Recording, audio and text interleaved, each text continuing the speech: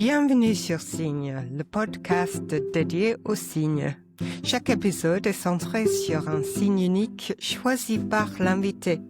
Il peut être visuel ou sonore, icônes, symboles, indices, gestes, inscriptions, objets, tout ce qui lui parle.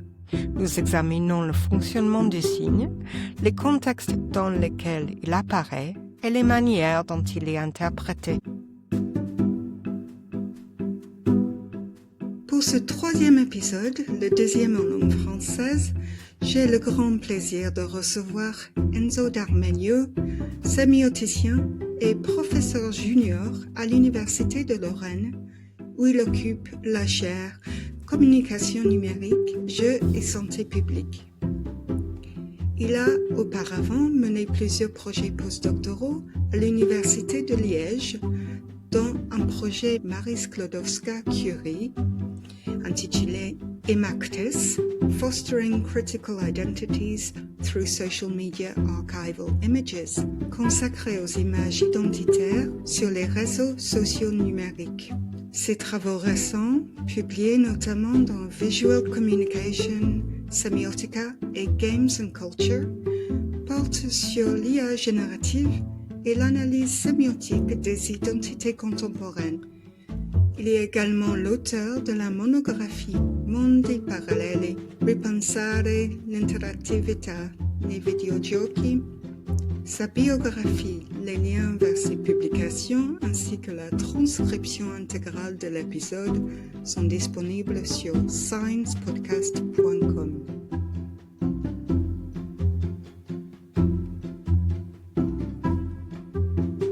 Bonjour Enzo, ton signe. Je suis ravie que tu aies accepté cette invitation. Bonjour Sophia, merci beaucoup pour l'invitation. Moi, je suis ravi d'être avec toi et de participer à cet épisode des signes. J'ai hâte vraiment de découvrir ton signe. Donc, est-ce que tu peux commencer par nous expliquer ce que c'est? Oui, bien sûr. En fait, j'étais un peu paresseux parce que c'est un signe. En réalité, il s'agit de 4 images et 4 images qui ont été produites, qu'on a produites avec Midjourney, c'est-à-dire avec une intelligence artificielle générative multimodale. Pourquoi j'étais paresseux? Parce que c'est un signe qu'on a produit pour un article, en réalité pour une série d'articles que j'ai écrit, que j'ai rédigé avec Maria Giulia Dondero, Adrien Deliège et dans d'autres versions aussi avec Alessandro Sarti dans le cadre d'une série d'études qu'on est en train de mener ou qu'on a mené sur l'intelligence artificielle générative. Et voilà, du coup c'est un peu paresseux parce que je reprends quelque chose qui est déjà publié, mais je pense que ça me permet de parler de manière un peu plus large de la sémiotique, de mes recherches en sémiotique, des problèmes de la sémiotique et de la méthodologie que je trouve par contre efficace par rapport à d'autres disciplines. Donc voilà l'explication la plus générale concernant ces signes. Voilà, j'espère que tu n'es pas déçu. Non, pas du tout. Donc c'est juste parce que c'est très graphique et voilà, ça évoque des choses, mais maintenant que tu me dis que ça a été généré par un LLM ou une machine learning, Midjourney, donc Ouais. qu'est-ce que le prompt c'était quoi? Alors le prompt, c'était un prompt tout simple. En français, c'est 3 lignes blanches sur un fond noir. 3 lignes verticales blanches sur un fond noir. Et voilà, je peux donner peut-être d'autres éléments. En fait, on a essayé de tester les IA génératives parce que multimodal, du coup Midjourney et DALL-E, c'est-à-dire ChatGPT, à l'époque c'était ChatGPT 4, et l'idée était un peu de comprendre quel degré de contrôle les usagers ont quand ils produisent des images. Du coup, comment les IA génératives peuvent produire des images à partir des prompts verbaux. Et du coup, il y avait toute une série de questions théoriques. La première, la traduction intersémiotique, du coup, du langage verbal au langage visuel. Et ça peut sembler très banal, mais en réalité, si on parle d'un visage, d'une ligne blanche dans le langage verbal, on est à un niveau si tu veux, des généralités, c'est-à-dire c'est pas un visage spécifique, c'est tous les visages d'une certaine manière. C'est un visage conceptuel. Tandis que quand on doit dessiner, photographier, produire une image, il faut des qualités plus ou moins spécifiques, c'est-à-dire c'est ces visages en particulier, c'est cette ligne blanche. Et du coup, ça c'est la première question théorique, si tu veux, la traduction intersémiotique, et de tester comment ces IA pouvaient choisir des bonnes visualisations. Mais il y en avait aussi d'autres, surtout en réponse aux inquiétudes qu'on a par rapport aux IA génératives. Par exemple, le fait qu'on est inquiet parce qu'elles peuvent substituer le travail des êtres humains. Elles peuvent être utilisées dans des démarches de design, etc., etc. Nous, on essayait de nous poser une question un peu plus basique, c'est-à-dire quelles sont les possibilités et les limites. Et du coup, on s'est dit, on part de la composition visuelle, d'une image abstraite, où il n'y a pas de questions des enjeux de design, et voir si les IA étaient efficaces à réaliser ces images. Et du coup, on a démarré par cette image-là, c'est la première image de nos expérimentations, et on a demandé 3 lignes blanches, et comme tu peux le voir, dans ces 4 visualisations produites par Midjourney, il y a des images qui n'ont pas 3 lignes blanches, et on remarque d'autres caractéristiques, par exemple, qu'il y a un travail particulier dans le style et dans la texture. Ce n'est pas 3 lignes blanches simples, sauf dans la deuxième image, à partir de la gauche. Il y a toujours un travail sur la texture, il y a toujours un travail sur le style, parce que Midjourney, on a découvert qu'une des caractéristiques est que cette IA essaie toujours de faire des images belles. Et alors là, moi je l'ai choisi, je ne vais pas répéter ce qu'on a écrit dans les articles. Je trouve que ça c'est intéressant pour la sémiotique parce que, en effet, ça résume un peu les regards de la sémiotique visuelle d'une certaine manière, c'est-à-dire une prétention de la sémiotique visuelle, celle de pouvoir analyser n'importe quelle image. S'il s'agit d'une image artistique, on peut l'analyser. S'il s'agit d'une image de design, s'il s'agit d'une publicité, ça, disons, c'était au début de la sémiotique visuelle, parce qu'on cherche, d'une certaine manière, des grammaires visuelles ou des formes de grammaire dans le cas des langages verbaux. Et du coup, l'image qui se prête le plus à faire cette opération, c'est l'image abstraite. Et autre chose pour laquelle je trouve que les images produites par l'IA sont adaptées à la sémiotique, ou plutôt que la sémiotique est adaptée aux images produites à travers les IA, et que justement il s'agit d'images qui n'ont pas forcément d'histoire, qui n'ont pas forcément un contexte, qui n'ont pas forcément une tradition. Et du coup, on peut utiliser une méthodologie qui a la prétention d'analyser n'importe quelle image parce que de toute manière il s'agit d'une grammaire. Ça c'est les côtés adaptés. Puis il y a aussi des côtés, des limites de la sémiotique visuelle, c'est-à-dire qu'on ne peut pas aujourd'hui, heureusement, analyser une image sans prendre en compte sa circulation, son contexte, etc. Et du coup, disons que c'est une image qui prend ensemble la sémiotique visuelle traditionnelle et la sémiotique traditionnelle et les transformations actuelles depuis 15 ans, 20 ans, le fait qu'on ne peut pas se limiter à analyser un texte tout seul,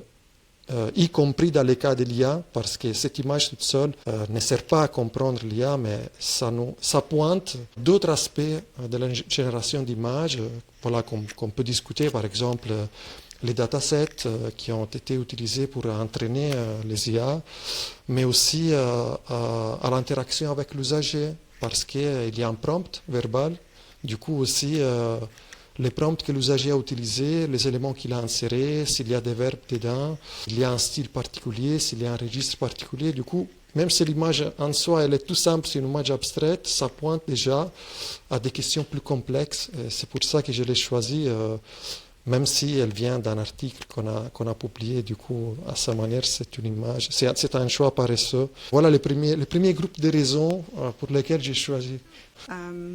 Oui, le dataset et puis le training, c'est intéressant. L'entraînement de ces algorithmes qui produisent non pas 3, mais 5 lignes. On peut se demander si c'est pas... Évidemment, ça renvoie aux instruments de musique, des choses comme ça. On pense tout de suite à une guitare. Intéressant. Ouais.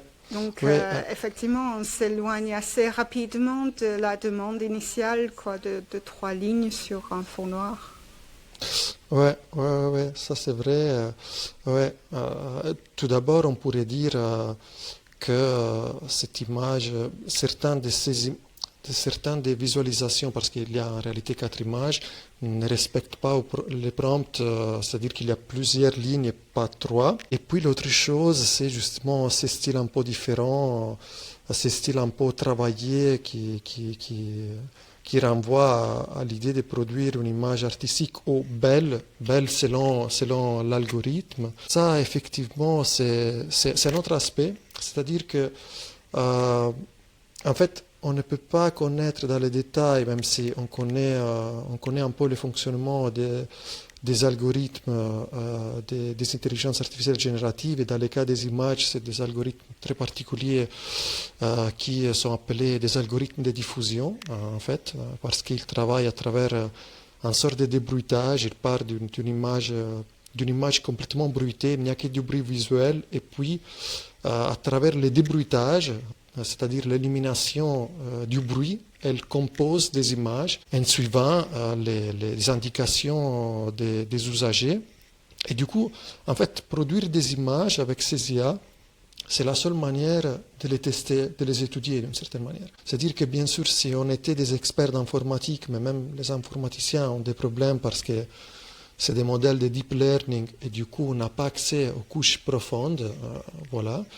La seule manière en tant que séméticien, mais en général en sciences humaines, c'est d'insérer des prompts, c'est de tester les possibilités et les caractéristiques pour voir comment ils produisent des images. Et là, c'est un des tests qu'on a réalisé, mais on a réalisé d'autres tests. Parce que puis on est passé aussi à des images où il y a des figures, où il y a des êtres humains, il y a des espaces. Et en fait, on a pris des catégories de la sémiotique visuelle, des catégories analytiques de la sémiotique visuelle pour les transformer en critères de composition, d'une certaine manière.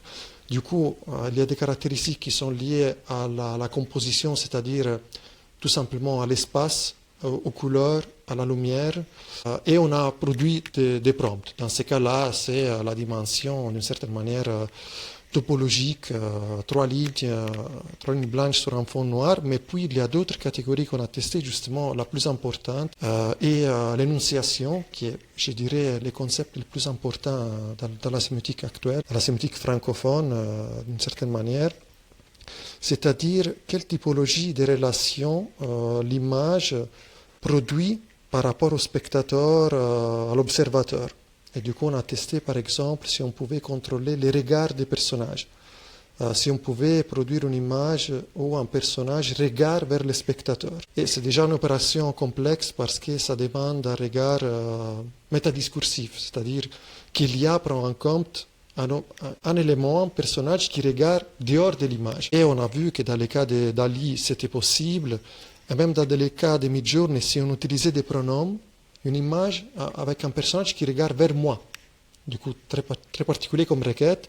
Et les deux IA ont produit des portraits. Et du coup, c'était respecter les prompts. Il y avait quelqu'un qui regardait vers le spectateur. Mais tout ça pour dire qu'à partir de cette image et ces tests, on est obligé, disons, d'abandonner un peu, de quitter la sémiotique un peu des années 70, des années 80, où on pouvait analyser les textes en lui-même, et on est obligé de prendre en compte des interactions. Du coup, déjà quand on parle d'énonciation, d'un portrait, on est obligé de convoquer l'individu, la personne qui est en train de regarder l'image. Et du coup, s'il s'agit d'un portrait, il y a un personnage normalement qui nous regarde. D'autres images telles que les paysages, juste pour prendre appui sur les genres classiques en peinture qui ont été très étudiés. Là, il n'y a pas un regard, là c'est une scène toute seule, il y a une autre organisation. Et du coup, disons, ça c'est le volet plus moderne de la sémiotique et qui concerne aussi l'intelligence artificielle générative, le fait qu'on ne peut pas se limiter à prendre en compte une image comme si c'était un texte isolé, mais qu'on doit prendre en compte tous les procès qui sont impliqués dans la production, dans l'interprétation, le fait que différents spectateur dans des significations qui peuvent changer dans les temps. Dans le cas de l'IA, c'est très particulier parce qu'à la fois pour la sémiotique, c'est rassurant de se dire c'est une image qui n'a pas une histoire et du coup on peut utiliser. Ce qui me fascine dans ce que tu dis, c'est la manière dont l'image est créée, qui peut-être diffère profondément de la manière dont un être humain produirait une image avec trois traits, trois lignes blanches sur un fond noir. Par exemple, on ne sait rien, peut-être que l'algorithme procéderait en laissant trois espaces qui ressemblent à des lignes blanches, mais par l'ajout de rectangles noirs verticaux. Je ne sais pas si je me fais comprendre, mais ça c'est donc le côté, c'est ce que tu disais tout à l'heure, le côté black box, on peut pas, même les ingénieurs ne peuvent pas savoir justement comment la machine procède. Mais on peut savoir que, par exemple, dans son entraînement, c'est un algorithme qui est prédestiné à créer de l'esthétique. L'esthétique dans le sens joli. Ce que tu disais sur le côté stylistique presque des marques, des traces de pinceaux, choses comme ça. Donc ça, c'est quelque chose qui est présent tout le temps, même lorsque l'esthétique n'est pas demandée. En effet, ça c'est un des aspects qu'on a remarqué. C'est pour ça qu'on a utilisé deux. Et je rappelle, c'est des recherches que j'ai menées en collaboration avec Maria Giulia Dondero, Adrien Deliège et Alessandro Sarti. Mais je dois dire que c'est surtout Maria Giulia Dondero qui a ouvert cette piste et c'est grâce à elle qu'on a commencé à réfléchir ensemble. Du coup, c'est une collaboration entre sémiotique, mais aussi informatique parce qu'Adrien Deliège est informaticien et du coup, voilà, on a pu aussi avoir à disposition sa compétence par rapport à tout ça. Et alors, on a choisi effectivement deux intelligences artificielles, deux modèles. Midjourney, cette image a été produite en utilisant Midjourney, mais on a aussi comparé avec DALL-E, qui fait partie de ChatGPT, c'est OpenAI. Et du coup, on a remarqué dans toutes les images qu'on a produites, c'est-à-dire pas seulement les images abstraites, mais aussi les images où il y avait des êtres humains, où il y avait des figures, ce n'était pas des images abstraites.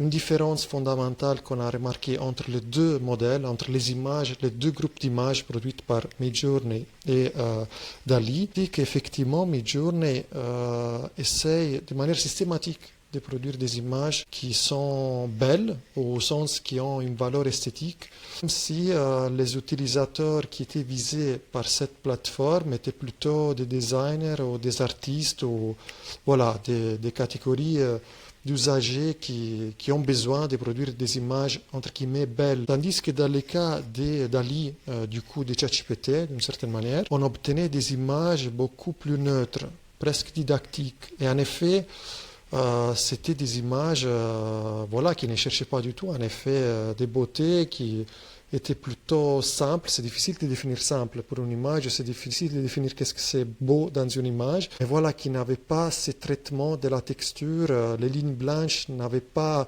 des côtés un peu noirs, c'était vraiment trois lignes blanches, un peu comme dans la deuxième image, la deuxième figure de cette image, celle sur la droite. Et ça, c'est une caractéristique, on pourrait dire, là, on pourrait presque s'interroger, du coup, chaque modèle possède un style, peut-être style c'est un mot trop compliqué, peut-être que chaque modèle utilise des bases de données différentes, ça aussi on ne peut pas trop répondre, mais globalement on peut dire que la manière d'énoncer de Midjourney est différente de la manière d'énoncer de DALL-E. Bien sûr, puis on peut même poser On peut écrire les prompts de manière différente. On peut demander un style particulier. Et surtout, les recherches de Maria Giulia ont visé cette étude des styles différents, de imiter un style particulier, par exemple l'impressionnisme, ou de demander une image qui ressemble un peu plus à une photographie, du coup jouer sur les supports. Mais du coup, c'est fascinant parce que, effectivement, par rapport à ta question, c'est comme si on pouvait demander à l'IA d'être à chaque fois une personne ou quand même un auteur différent. Et du coup, fait une image qui ressemble à la peinture impressionniste. Et on va chercher, on va avoir des éléments qui ressemblent, d'autres pas. Et du coup, la première question, à mon avis, effectivement, est qu'effectivement, il ne s'agit pas de la production d'un être humain. Et un élément fascinant est comment le langage verbal devient un langage visuel, même s'il n'y a pas un être humain derrière. Et la deuxième, combien d'êtres humains il y a là-dedans? Combien d'êtres humains, combien de styles d'êtres humains sont imités, sont modélisés par ces IA? Et ça, c'est très intéressant parce que ça concerne aussi l'agency de ces machines. Est-ce qu'il y a seulement une agency générale ou on peut parler de plusieurs agencies, des micro-agencies qui sont impliquées dans l'entraînement? C'est des questions très intéressantes. Je n'ai pas forcément de réponse. Je pense que c'est plutôt une composition des agencies, mais ça nous permet aussi de dépasser une vision compétitive.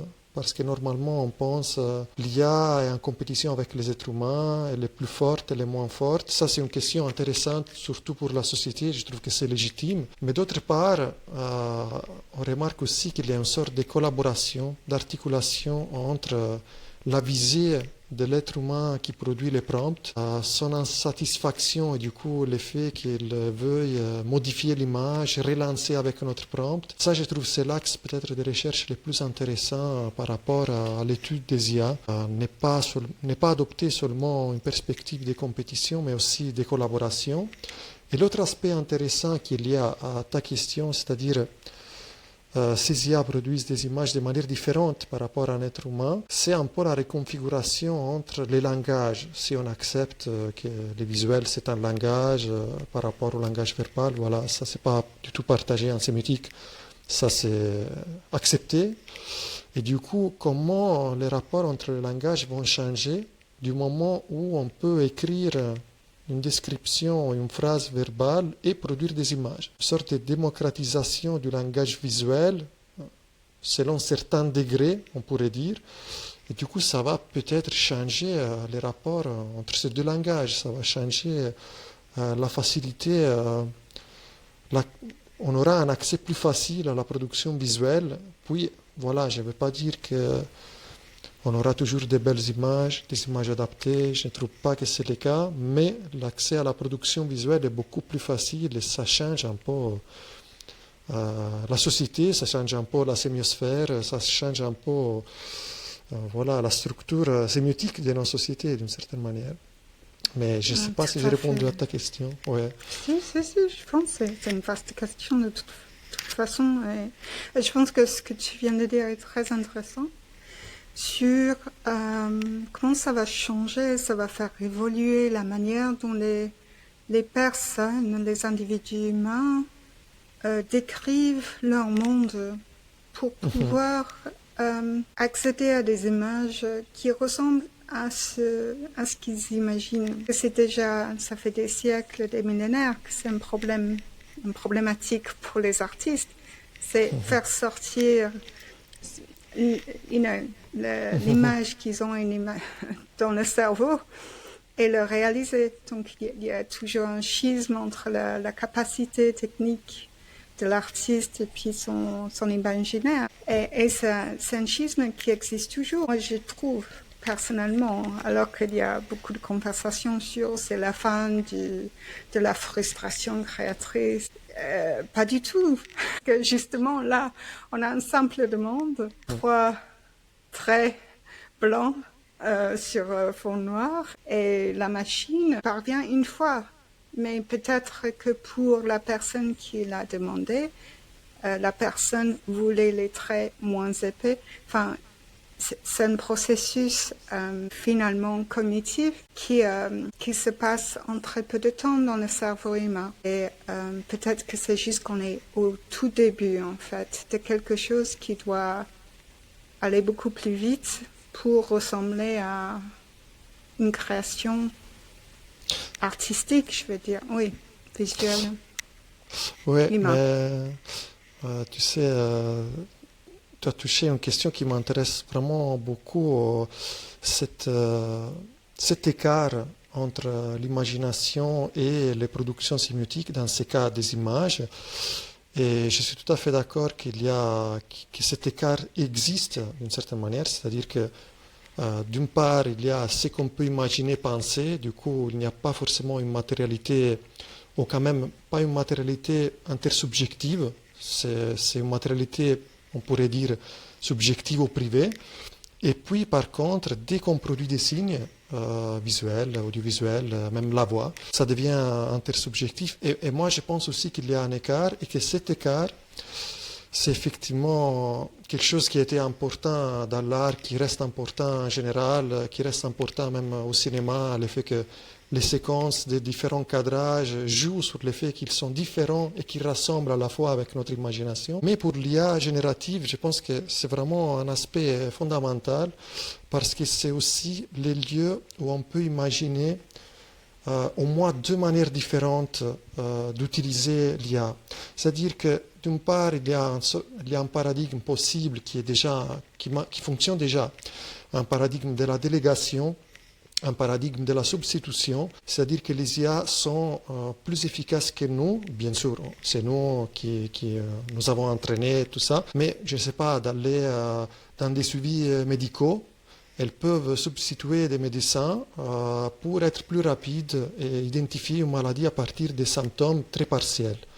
Et du coup, c'est vraiment là la délégation, c'est la prédiction, et c'est très bien. Je veux dire, ça sera efficace, ça sera une bonne nouvelle. Mais il y a aussi, pour moi, un autre paradigme très intéressant, peut-être plus adapté aux sciences humaines ou à d'autres démarches.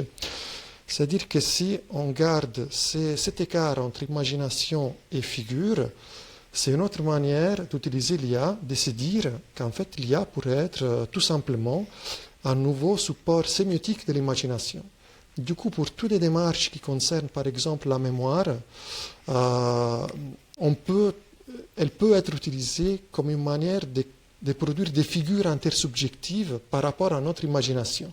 Du coup, nous faire accéder à un imaginaire de manière facile, sans devoir prendre en compte des compétences hyper spécifiques. Voilà, par exemple, dans le domaine, je ne sais pas, de la psychologie, dans le traitement des problèmes qui concernent la mémoire, on pourrait imaginer que les patients et les thérapeutes peuvent tout simplement parler de manière verbale, mais que ça peut aider à produire des signes visuels, parfois même des signes verbaux. Et du coup, ça aide à construire des imaginaires objectivés du patient, sans qu'il y ait besoin de montrer une photo, etc. Et du coup, là, c'est une collaboration avec l'IA et ce n'est pas une délégation.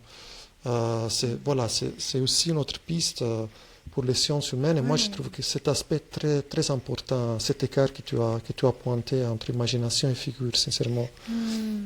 Ah oui, c'est intéressant comme idée de la création en temps réel, presque, si j'ai bien compris, de artefacts cognitifs permettant aux deux interlocuteurs de se positionner par rapport au... effectivement, tu fais bien de souligner les bienfaits des capacités de l'IA. Il y en a. Mais c'est vrai que lorsqu'on voit les 5 traits, lorsqu'on sait qu'il n'y a que 3 qui ont été demandés, c'est une vision sémiotique qui fait un peu peur.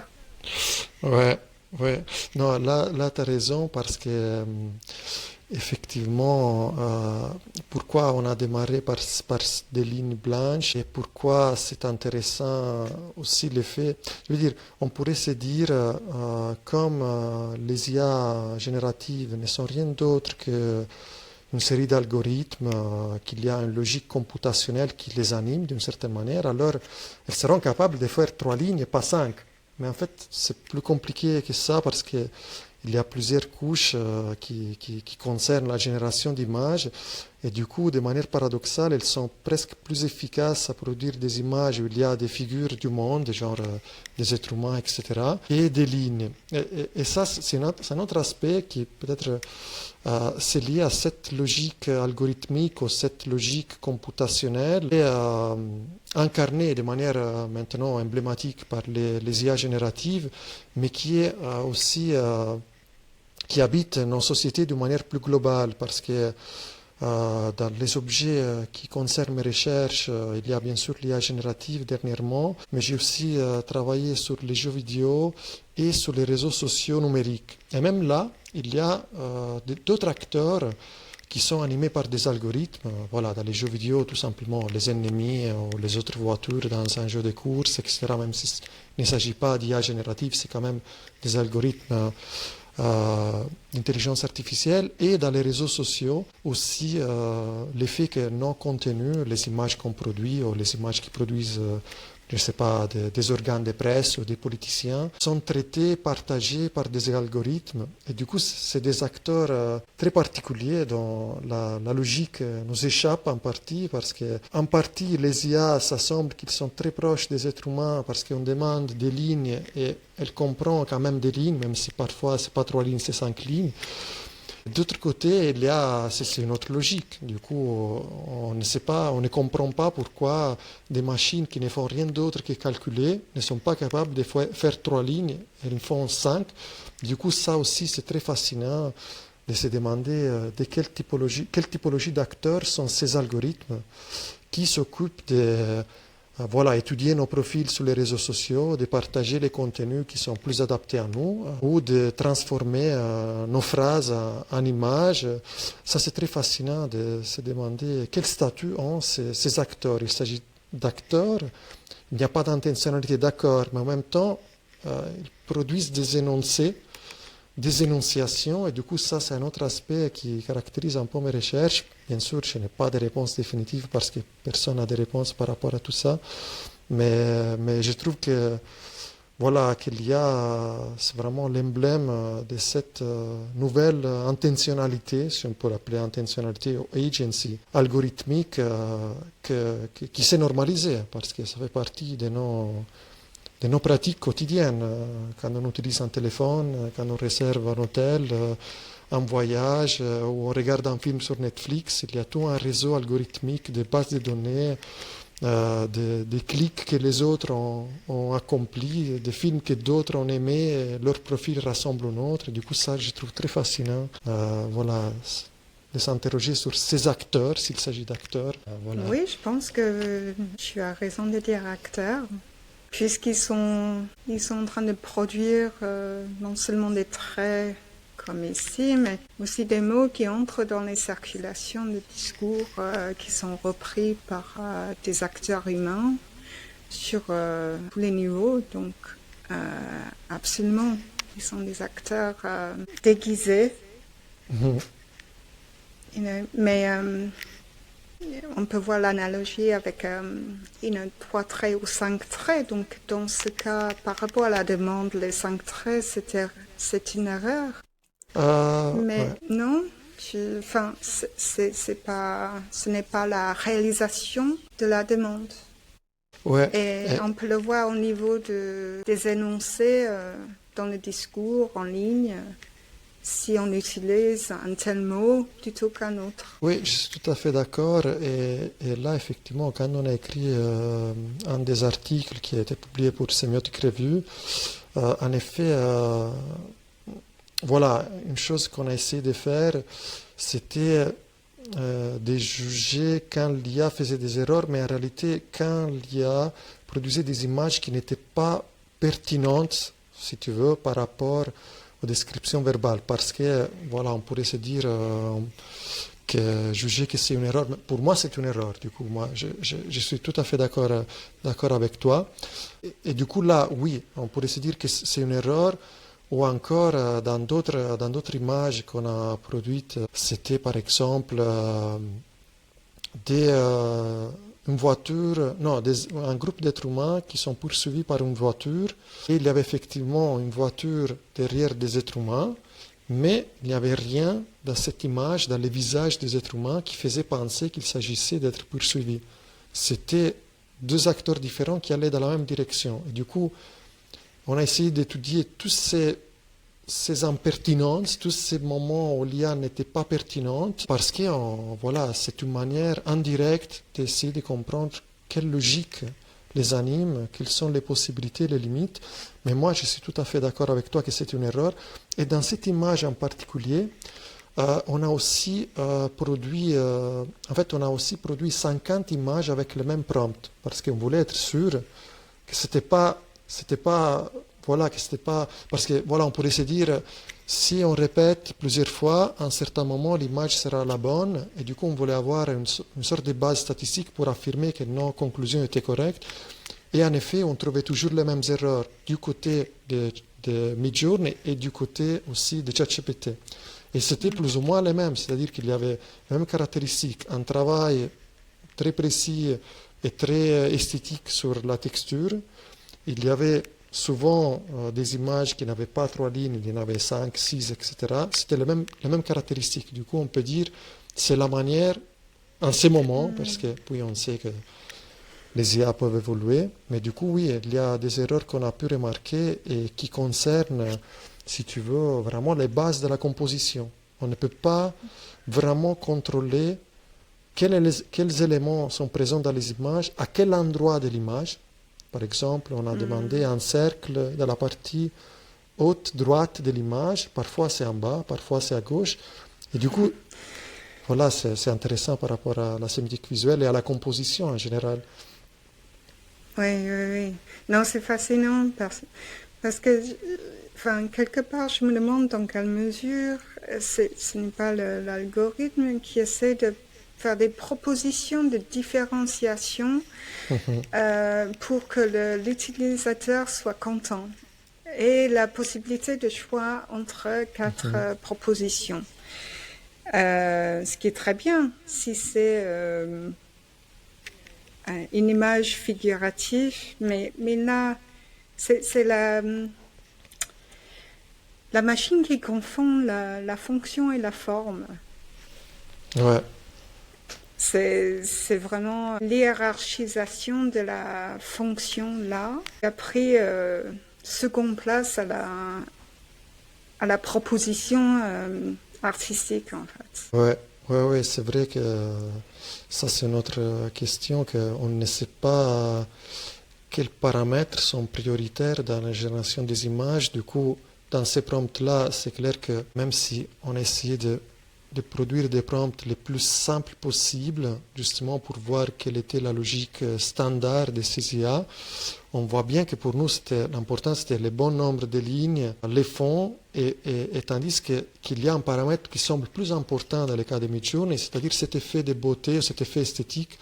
Et c'est vrai que ça, c'est quelque chose qu'on peut découvrir seulement en produisant des images. Et par rapport à ce que tu dis, c'est aussi très intéressant cette idée de proposer, comme s'il y a proposé des différenciations que puis on peut reprendre et on peut prolonger. Parce qu'effectivement, moi je pense que c'est vraiment le cas. Pour DALL-E et pour ChatGPT, c'est évident parce que c'est vraiment une interface qui relance de manière constante, systématique, les dialogues. ChatGPT demande toujours à la fin une tâche supplémentaire. Tu veux que j'ajoute aussi, je ne sais pas. Et dans le cas de Midjourney, c'est un peu différent parce que là, on ne peut pas dialoguer avec une IA. On peut demander la production d'images, mais il y a toutes d'autres fonctions qu'on peut utiliser. Par exemple, à partir de ces 4 images, on peut dire, voilà, on veut continuer à développer la deuxième. On veut modifier cette zone spécifique. On veut donner un nouveau prompt, mais seulement pour cette zone. Et du coup, moi, je pense que ça parle aussi de quel est le target d'une certaine manière, quels sont les utilisateurs, c'est-à-dire le fait qu'il ne s'agit pas tout simplement de produire une image et dire c'est bon, c'est pas bon, C'est vraiment un processus, entre guillemets, créatif, où on peut relancer, on peut sélectionner, on peut même prendre une image et dire il faut que l'IA imite le style de cette image pour faire autre chose. Du coup, moi, je pense que cette logique que tu as soulignée, des collaborations, des différenciations progressives, vraiment mise en avant par les producteurs de ces IA. Voilà. Je ne veux pas dire que c'est la logique de l'IA elle-même, mais l'interface fait de sorte que cette collaboration sur le long terme est mise en avant. Et c'est aussi une autre chose qu'on doit souligner quand on pense à la compétition, à la collaboration entre les IA et les êtres humains. Ce n'est pas simplement produire une image sur la base d'un prompt, mais c'est vraiment un processus de collaboration entre deux entités qui ont des compétences différentes et qui peuvent continuer à collaborer. Du coup, je suis tout à fait d'accord avec cet aspect qui est très important à mon avis. Oui. Il y a tellement de choses à dire sur l'IA. Merci beaucoup pour cette proposition d'image. Je trouve que c'est une manière d'explorer ce que c'est l'IA, ce que c'est notre collaboration aussi avec des images simples qui en disent beaucoup. Merci beaucoup pour ton temps, pour avoir parlé de ton travail et puis j'espère à très bientôt. Oui, merci à toi Sophia pour cette invitation, même pour les questions vraiment très pointues. C'était un vrai plaisir de participer. Et voilà, j'espère que ce dialogue sera intéressant aussi pour le public. Yes, je suis sûre.